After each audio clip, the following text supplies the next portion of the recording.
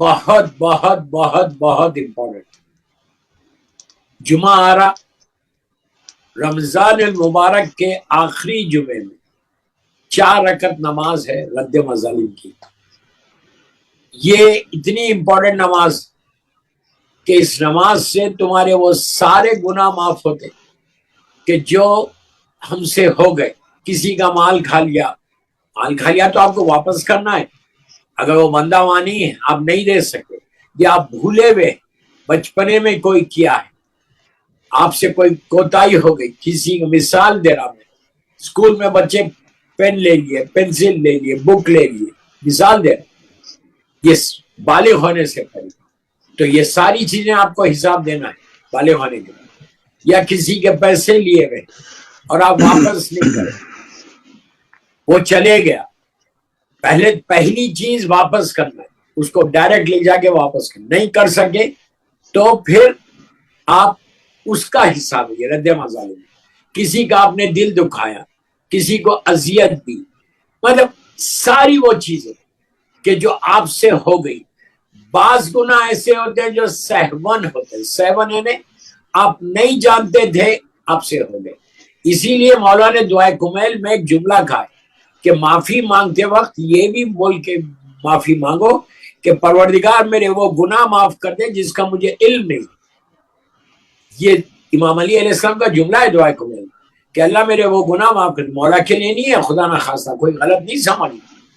امام علی وہ کہ جس کے نام پہ ہمارے گناہ معاف، وہ مولا کیا بول رہے کہ پروردگار میرے وہ گناہ معاف کر دے جس کا مجھے علم نہیں ہے. کوئی بول سکتا ہے کہ علی کے پاس کوئی علم نہیں ہے؟ جو زمین سے زیادہ آسمانوں کے راستوں سے واقف، جو نسلوں سے واقف، وہ سب مولا نے اپنے لیے نہیں بولا. غلط مت سمجھو، مولا نے اپنے لیے نہیں بولا، مولا نے ہمارے لیے کہ تم اس طرح دعا مانگو. رمضان کا یہ آخری جمعہ جو آنے والا اس کا میں پریپریشن کر رہا ہوں. یہ 4 رکعت نماز اتنی امپورٹنٹ ہے دوستو. کوشش کرو ظہر سے پہلے پڑھنے کی. آخری جمعہ ہے، جمعۃ الوداع ہے، اس سے پہلے پڑھ لو. 15 منٹ کی نماز ہے، اس سے زیادہ نماز نہیں. یا اس کا ایک طریقہ یہ کہ نماز ہے یا منتھلی آپ کوئی نہ کوئی پیسے، مثال کے طور پہ لندن میں آپ 10 پاؤنڈ مثال دے رہا ہوں، یا 5 پاؤنڈ جو بھی آپ کر سکتے، 10 پاؤنڈ دینی مدرسے میں دینا. اس کے پیسے غریبوں میں نہیں جاتے، یتیموں اور مسکینوں میں نہیں جاتے. یہ جو آپ پیسے دیں گے رد مظالم، اس کے پیسے آپ کو دینی مدرسے میں دینا پڑے گا. اپنے اپنے شہروں میں دیکھو، انڈیا پاکستان میں جہاں سے بھی آپ کا تعلق ہے، وہاں جو دینی مدرسہ ہے اس کو یہ کہہ کے دینا کہ یہ رد مظالم کی آپ کی نیت یہ ہوگا. میں مثال دے رہا آپ کو 10 پاؤنڈ کی. یہ ایک طریقہ. دوسرا طریقہ کیا ہے؟ 4 رکعت نماز یا آنے والے فرائیڈے کے دن پڑھنا ہے ظہر سے پہلے. کیا نیت کیا کریں گے؟ میں 4 رکعت نماز پڑھتا ہوں رد مظالم قربتاً اللہ، بس اتنی. 4 رکعت نماز پڑھتا ہوں رد مظالم کی قربتاً اللہ. اب سنو غور سے کہ کیسا پڑھنا. ایک مرتبہ سورہ الحم ہے، 25 مرتبہ 25 ٹائمز سورہ خل، بسم اللہ الرحمن الرحیم، قل هو اللہ احد، پہلی رکعت. دوسری رکعت میں ایک مرتبہ الحم اور 50 ٹائمز سورہ خل پڑھنا. پہلی رکعت میں 25 ہے اور دوسری رکعت میں 50 ہے. تھرڈ رکعت میں کیا پڑھیں گے؟ ایک الحم 75 ٹائمز سورہ خل پڑھیں گے، 75 مرتبہ. اور آخری رکعت میں فورتھ رکعت میں ایک الحم اور 100 مرتبہ سورہ خل. بالکل نماز ختم ہوئی، 100 مرتبہ سورہ خل پڑھا، رکوع میں گئے، سجدے کیے، تشہد پڑھا، دونوں سلام، 3 مرتبہ اللہ اکبر اللہ اکبر. نماز ختم ہوئی، فوراً سجدے میں جا کے اس کا شکر ادا کر. شکر اللہ شکر اللہ شکر اللہ شکر اللہ. اس کے بعد 7 ٹائمز بولو یا ارحم الراحمین یا ارحم الراحمین. پھر اٹھ کے بیٹھو. پھر مظلوم بی بی زہرا کی تسبیح پڑھو. تسبیح پڑھنے کے بعد ہاتھوں کو अल्लाहुम्मा कुल्ली वलिय्यिका अल-हुज्जत इब्न अल-हसन वाली दुआ जरूर पढ़। हाथों को उठा के बोले परवरदिगार ये रद्द मजालिम की मैंने नमाज पढ़ी है, मेरे वो सारे गुनाह जो मुझसे सहवन हो गए या हो गए और मुझे याद नहीं, या मैंने किसी का पैसा लिया, ये सारा सवाब जिन जिन के लिए मैंने नुकसान पहुंचा उनको। तो इससे ये होगा कि रमजान का आखिरी जोहर से पहले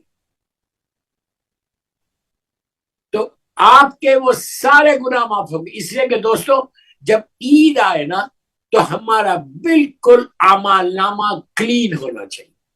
हमको नहीं मालूम, हिसाब देना है। अगर आपने ये नमाज पढ़ी तो आपका कितना बड़ा हिसाब कम हो जाएगा, आप सोच भी नहीं सकते, हमारे पास तस्वुर भी नहीं कि कितना हिसाब देना। बाज रिवायतों में कि लहद में एक एक साल लोगों ने हिसाब दिया, एक एक साल के वाकयात। आप सोच रहे, मैंने बड़ी आसानी से बोल दिया और आपने सुन लिया।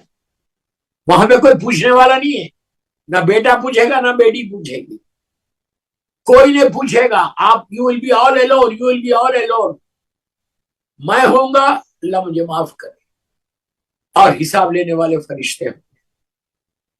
तो बेहतरीन चीज क्या है, अपना हिसाब खुद यहां पे कर लो, आराम के साथ ये 4 रकात नमाज पढ़ो, थोड़ा सा जल्दी उठ जाओ, जोहर से पहले ये नमाज पढ़ो।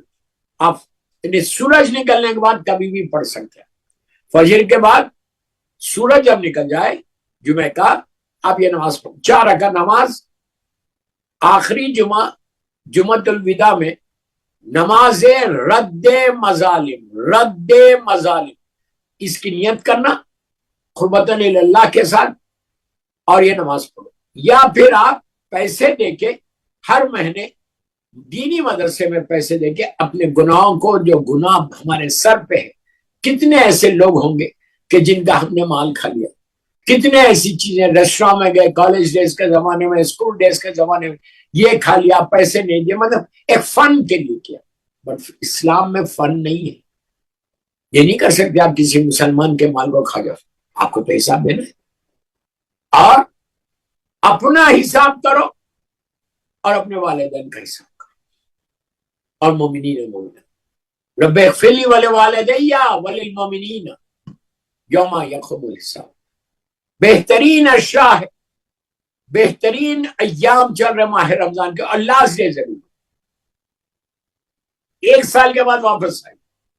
अल्लाह ये चाहता कि जो तुमने रोजे रखे अब तक, वो रोजों की कबूलियत हो जाए, और जब ईद के दिन तुम खुनूत के लिए हाथ उठे, तुम्हारे हाथों पर अपनी रहमतों को नाज़िल कर। उस दिन इनाम लेना है आपको, उस दिन अल्लाह से आपको गिफ्ट लेना है। ईद के दिन क्यों लेना है गिफ्ट? इसलिए कि तुमने 30 दिन रोजे रखे, तुमने उसकी इबादत की, शब कदर में तुमने रातों में जाग के तुमने उसकी बारगाह में इबादत की। अब आप नहीं चाहते कि वो कबूल हो जाए, अपने लिए तो कर रहे बस। अब मैं आ गया अपनी टॉपिक कि अपने माँ बाप के लिए करो, माँ बाप के लिए करो। हमको नहीं मालूम मेरे माँ बाप कैसे, मेरे भाई बहन कैसे, मोमिनीन कैसे। ये याद रखो, ये कभी मत सोचो कि मेरे जो मरहुमीन है वो बड़े आराम के, अल्लाह करे आराम से हो, अल्लाह करे आराम से। लेकिन क्या बड़े बड़े मर्जा गुजरे, माशाल्लाह। अल्लाह अब तो जिंदा है, उनको सलामत रखे, पाकिस्तानी को, रहबर इनकलाब को, रहबर मौज़म को। अब आप मुझे ये बोले कि जब आगा खुमैनी साहब का इंतकाल हुआ या आगा खुरी साहब का इंतकाल हुआ, इतना बड़ा अजीम मर्जा पूरी दुनिया जिसकी तकरीब में थे, क्या उनके लिए नमाज़े वहशत पढ़ी नहीं गई? अरे ये तो आज के है। अल्लामा हिल्ली, आपको मालूम है अल्लामा हिल्ली दफन का है? मौला के रोजे के अंदर जरिए मुबारक के पास। आप इमेजिन कर सकते, نجف اشرف میں اللہ ہم سب کو بار بار زیارت نصیب کر. جب آپ نجف اشرف میں انٹر ہوتے مولا کی ایک گولڈن ٹوم ہے اور ایک صحن اور 2 مینار ہے. مولا کے روزے میں صرف 2 مینار ہے. وہ ایک مولا کا روزہ ہے, گولڈن ٹوم ہے, مین جو ٹوم ہے وہاں میرا مولا ہے, اور مولا کے روزے سے ہارڈلی 10-15 سٹیپس کے اوپر اندر ہی وہ گولڈن ٹوم کے اندر جو پہلی مینارہ ہے اس کے نیچے علامہ ہلی ہے. انہیں ہارڈلی 10-15 قدم. آپ سوچو میں کیا بول رہا ہوں, کتنی بڑی پرسنالٹی ہے, کتنی بڑی ہستی ہے. اور یہ مولا کے زمانے کے شیعہ نہیں ہے. مولا کے زمانے میں سلمان ہو, بوذر ہو, میثم ہو, مقداد ہو, عمار, یہ لوگ تھے, کمیل تھے. یہ میرے مولا کی شہادت کے 600 ایئرس کے بعد پیدا ہو. یہ 6 سینچری کے, اور میرے مولا کی شہادت 40 ہجری میں. اب امیجن کر, 600 سال تک میرے جملے غور سے سن, 600 ایئرس تک مولا علی علیہ السلام نے ہلی کے لیے وہ جگہ روک کے رکھی تھی. واہ واہ واہ. امیجن کر سکتے کیا اسٹیٹس تھا ان کا, because he has work for امام علی. انہوں نے اپنی زندگی کو ڈیڈیکیٹ کیا تھا مولا علی علیہ السلام نے. ہم اپنی زندگی کو ڈیڈیکیٹ کر رہے ہیں دنیا کے لیے. ہمارے پاس ٹائم ہی نہیں ہے, 10 منٹ 15 منٹ کا بھی ٹائم نہیں ہے میرے مولا کے لیے. پلیز سارے اہل بیت چینل پہ سننے والوں کو بولو کہ آخرت کے لیے سوچو. علامہ ہلی اتنے قریب ہے مولا سے, ان کی بھی تلقین ہوئی, ان کے لیے بھی وحشت کی نماز پڑھی گئی. ان کے بیٹے نے بھی اپنے باپ کے لیے دعا کی, رب اغفر لی ولوالدی وللمؤمنین یوم یقوم الحساب. ہمارا کیا ہوگا بھائی؟ ہم تو سر سے پیر سے, سر کے بالوں سے لے کے نیچے تک گناہوں میں ڈوبے ہوئے. ہمارا کیا ہوگا؟